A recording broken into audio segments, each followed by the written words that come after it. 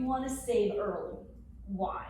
All right, we're going to get into compound returns. I love this stuff because you're all young. When you're young, you have the benefit of time. Okay, anyone under 40 is young, so even Hector counts, all right? That's it, I'm over the hill already. All right, but you gotta start early.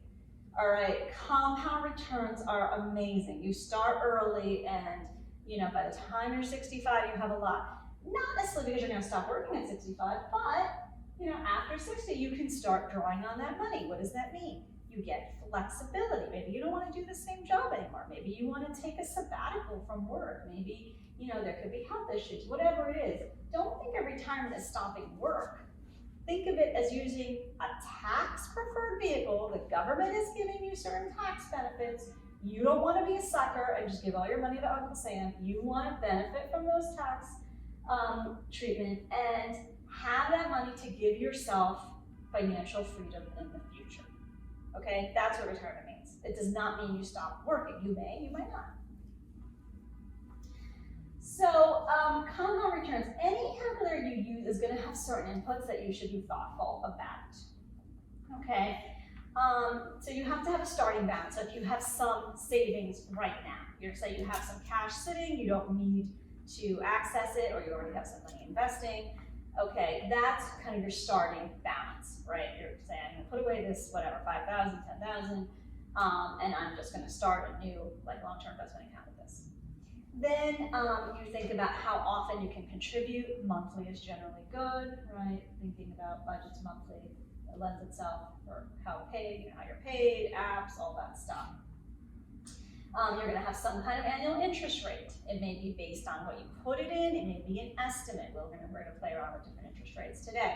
So different estimates based on historical returns. Okay, generally they're going to ask you the frequency of those rates. Okay, generally they compound annually. That's what I usually do. And how many years. If you're thinking retirement, that's just my good example. You can modify this for other goals, right? Based on your age, you could think till age 65. That's kind of a good rule of thumb. Or you could say till age 70. You know, if you're saying I'm just going to work kind of the same thing until age 70. If you're thinking a shorter term goal, you're thinking maybe in 10 years, or you know, I want to do X. You know, you could modify it to do a 10-year.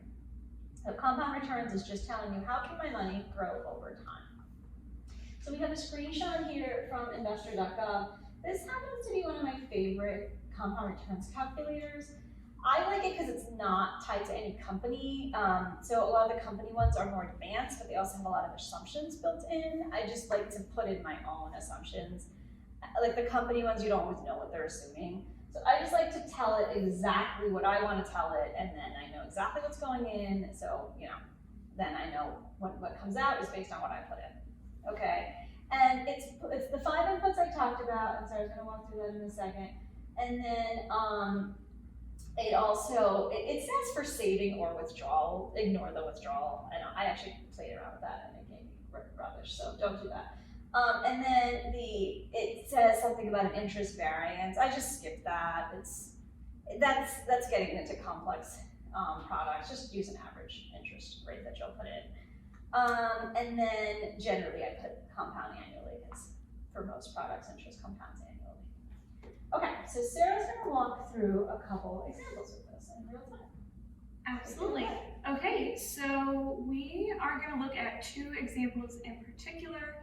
As you can see, your first step here is going to be your initial investment. So for both of these examples, we're going to have the initial investment be $5,000.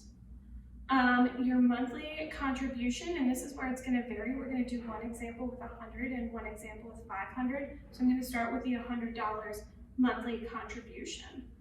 Length of time in years, we're assuming you are starting this at 25 and you're ending it at 65, which is about 40 years, but you can, depending on how old you are, how long you want that to be, you can adjust that number.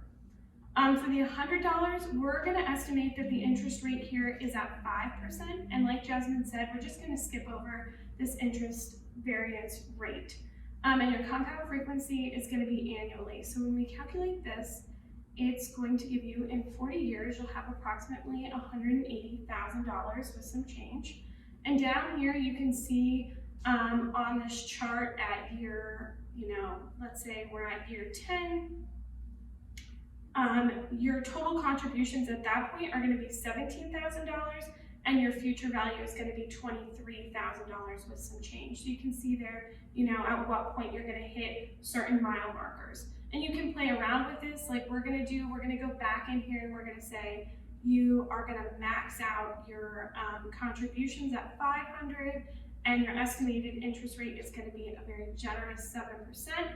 And when we calculate this again, you're going to see the difference in about $1,200,000. So when we're looking at that, you can see at year 10, you're going to have about $65,000 in your total contributions and a future value of $92,000. So depending on what your goals are, you can go in there and you can change certain factors to achieve those. For your all's convenience, we have those compound return calculator examples here. And then here's a chart showing you 5, 7, and 9% interest, as well as $100 monthly contribution, $250 and $500. So this just gives you an example of, the different variants here. And so you're all wondering, what should I use? So a conservative rate nowadays is 5%. A lot of advisors say 5% now. They're being conservative because markets are just believed to be a little more volatile, a little bit more unpredictable than they used to be. 7% used to be the number. It was the historic average rate of the S&P 500 for a long time. Advisors typically don't want to use 7% anymore. We're hoping that it will continue to be 7%, or that you can earn 7% across, whatever your asset composition is, but they don't want people to count on it, essentially, is the professional advice. 9% is very good, maybe you'll get lucky, but again, obviously more interest rate is better, but you can't control that to some extent, right? You can do certain things to target it, you can get professional advice to help target it, but you certainly cannot guarantee a particular rate of return.